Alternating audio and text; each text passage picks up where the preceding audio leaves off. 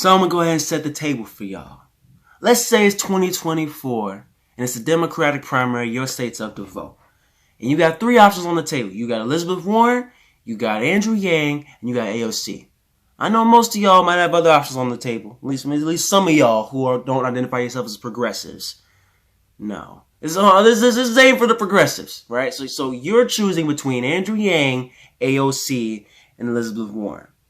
Now, for me, before I even dive into Yang versus AOC, let's go ahead and throw Elizabeth Warren. No. Nah, you good. You disrespected my movement. You threw the middle finger up to the Bernie supporters time after time again. You tried to call the women candidate, the civil rights candidate, the progressive candidate. You tried to label him a sexist. You made up lies about things that he said and at least misconstrued the words that you said. This is your friend. This is a progressive champion. Get the hell out of here. Then, in 2016, you didn't have the guts to come out and support the guy and endorse the guy. And then when you were running, and it was very clear that you had no viable path to the nomination, you couldn't drop out and endorse it because, no, your pride. So you waited until after Super Tuesday, you finally dropped out, and then you didn't even endorse the man. The person who's far more in line with your political ideology, far more in line with this movement's ideology. That's who you are, Elizabeth Warren. You're the economic populist. You're the progressive warrior. You're the anti-Wall Street candidate. This is what you built your entire reputation off of. But you don't have the guts to come out and support the guy who you've been calling your friend and your fellow progressive champion for years and years and years. You're spineless. You toe the party line every single time. I don't have patience for that. So Elizabeth Warren's outside, all right? And that's wrong, all right? So Elizabeth's out of contention. She ain't getting my vote. And I don't think she should get many of y'all's votes. So then the hypothetical is now between AOC and Andrew Yang. So who you with? Well, there's different sides to this, man. And I honestly believe that in progressive circles, Andrew Yang doesn't get enough respect. I think that he only got a certain amount of respect from people who didn't have a certain political ideology, were simply like third-party observers of the political system and looked at this guy and said, wow, he makes a lot of sense. All right, now I'm Yang Gang. This dude makes a lot of sense. He's thinking logically. He's thinking 21st century. He's thinking for the future. That's why so many people loved Andrew Yang. But they, and that's also why he was more inclined to get independents and those who were former Trump voters. These are people who aren't like partisan political observers. These are people who are just looking at what candidates have to say and thinking objectively about it. And that's what makes him so powerful, I think. That's why I love Andrew Yang, because his values, the universal basic income, right? And his whole agenda, even beyond the universal basic income, it's in line with our values. It's in line with progressive priorities. They're all trying to achieve the same goal, a fairer America, a more just America, balancing the scales of opportunity in this country. That's what Andrew Yang's agenda is about, right? Especially with the universal basic income, because that's the crux of the whole thing. You know, when you have $1,000 per month in the hands of every single American, what you're talking about is a cushion. You're talking about breathing room. People are drowning out here, especially in these times. Right? And that's why support for a universal basic income has surged during the coronavirus pandemic and the economic depression that we're in at this point, because it gives people breathing room. It gives them a cushion. People are desperate. People are dying. People are starving. There's food lines wrapping around entire blocks in major American cities. Now people are in crisis mode and they're looking for a way out. But what y'all are missing, if you don't support the UBI, is understanding this. Every day, there are millions of Americans who are in that crisis mode.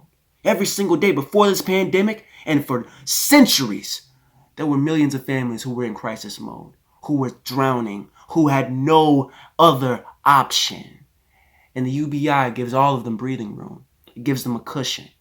I can't even express to you how beneficial that is. I can't even express to you the wonders that does for just overall happiness, mental and physical health. When you are allowed to breathe and live in some degree of comfort, all that stress washes away, all that anxiety washes away. That works wonders.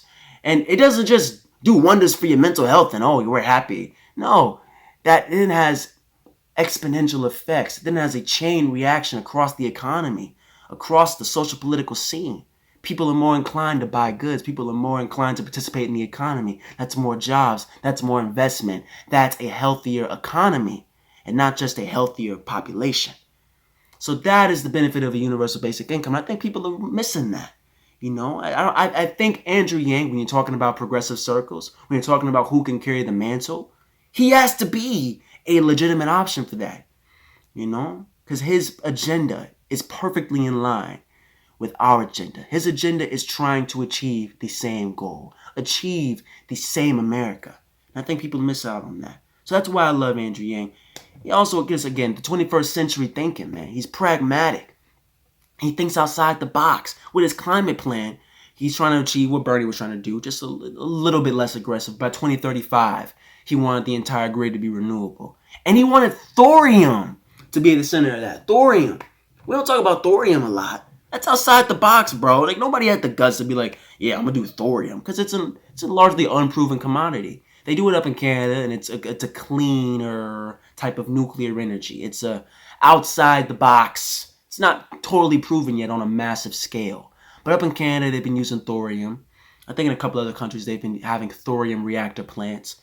So it's nuclear energy, but it's said that it's much more efficient, and it's cleaner, and it's basically meltdown proof.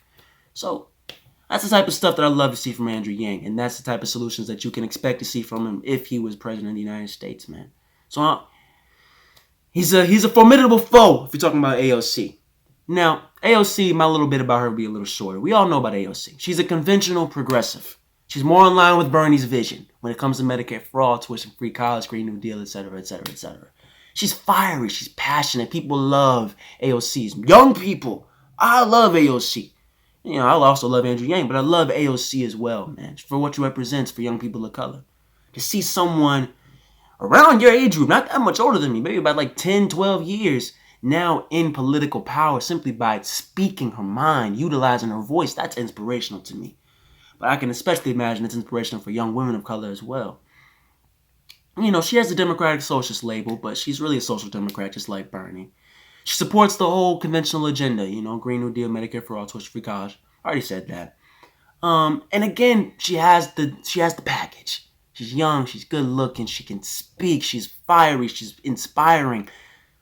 And that's huge, man. Those are the factors that people are always going to be looking at, regardless of what you have to say. The superficial shit, people are going to always care about that. And I think not understanding that, you're just being naive, all right? So who am I going to pick? You have the conventional progressive with all of the conventional agenda items. Fiery, good-looking, inspirational young person of color. The total package. Versus Andrew Yang. Outside the box, 21st century forward-thinking, pragmatic. And still trying to achieve the same goals. I would support AOC. But it would be somewhat contingent upon if she leaned into a UBI, if she supported a UBI. Now, she's come out and supported a UBI for the coronavirus pandemic and the duration of this crisis, but I don't know about after. So I need to hear about after. If she supports the UBI after in some way, shape, or form and tries to actually vehemently push for it, using her presidential power if she was one day president, then in this hypothetical matchup, I'm supporting AOC. Because I think that she is the total package, far more than Andrew Yang might be. I think that for conventional Democratic circles, she's the better candidate, right? Because with the elitist media, the fact that she's a congresswoman, the fact that she has political experience, that matters. And to the voters who listen to the elitist media, that matters as well. And I think that ignoring that is just ridiculous. So I support AOC in that hypothetical matchup. But I'd love to see a unity ticket. I think that unity ticket would be powerful. I think she'd be far more likely to then go ahead and support a UBI. And hopefully one day I could see either one of those presidencies, Yang Gang or AOC. That'd be beautiful. So I think those are the two most realistic options for carrying the progressive mantle moving forward, man. Like what you're seeing is Bernie's out of the equation now. Dude's 78 years old. He's gonna go off to Vermont. He's gonna live his life. Be the old Jewish hippie that he is. Good for him, man. But somebody's going to have to pick up the mantle moving forward. The progressive movement is kind of in disarray right now. And we have to get it together. So on a grassroots level, it's going to take us coming together and organizing, mobilizing, protesting, being active. I always talk about that on this channel. That's incredibly important. And that part of the movement is always going to be essential. You know, and again, I always talk about that. That's how change is really going to be accelerated in this country. But what I want to see is some political movement at the top. I want to see somebody pick up that mantle. So hopefully in 2024, it's Yang AOC, because that would be vibes. That would be vibes. So with that, I'm outro, y'all. Peace. Chillin' with the boys, yeah, we making all this noise. Can't complain, riding in the fast lane. To the top, we don't stop, up till past 5 o'clock. Smoking trees.